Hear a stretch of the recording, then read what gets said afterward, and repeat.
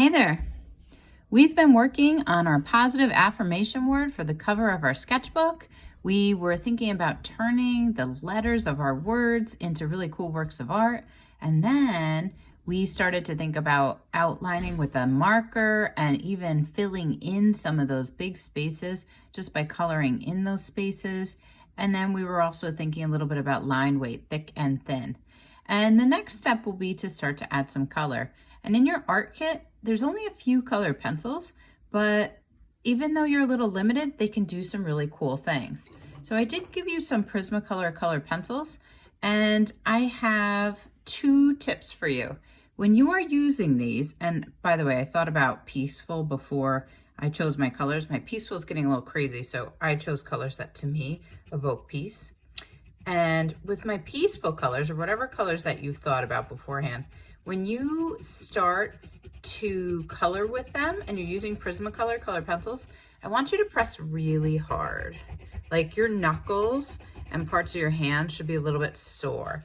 But if you push really hard with these colored pencils, they will look like paint. And the cool thing about them, which is a little challenging with paint, is you can get into all of the smaller spots.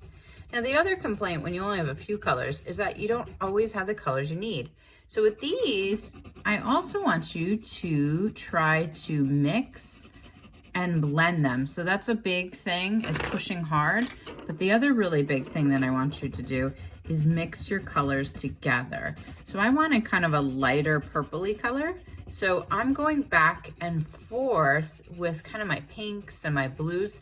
And notice I'm not putting my colors away. I'm going back and forth and back and forth and back and forth. I can't even mix things right on the first try. It takes a long time.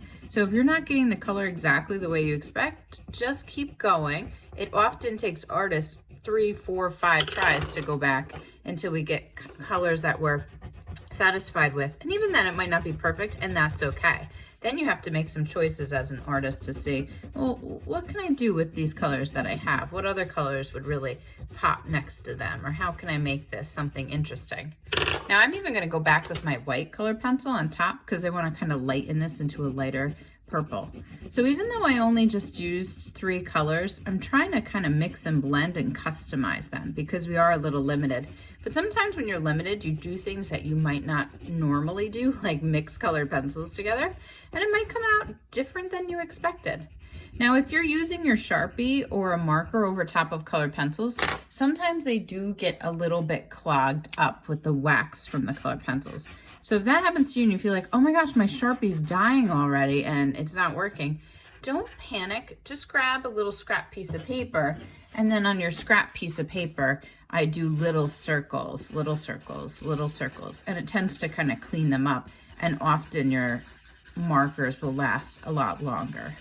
Sometimes I even put just a little touch of water on them too. So if you feel like your Sharpie or any kind of marker is starting to go dry, try little circles on scrap paper, and that will usually clean it up. And if that doesn't, sometimes just a little dot of water will help. Don't go crazy, but it's just a good little tip. Hope that helped. Remember, with Prismacolors, you can press hard, you can mix, and you can blend. Have fun. If you want, you might even want to keep that scrap piece of paper there, and you can even just test your color combos right on there to see what would happen. That's something I usually do as an artist. I go back and forth a little bit, and I'm always doing some cool tests and experiments. Hope that helps. Can't wait to see the awesome art that you're working on.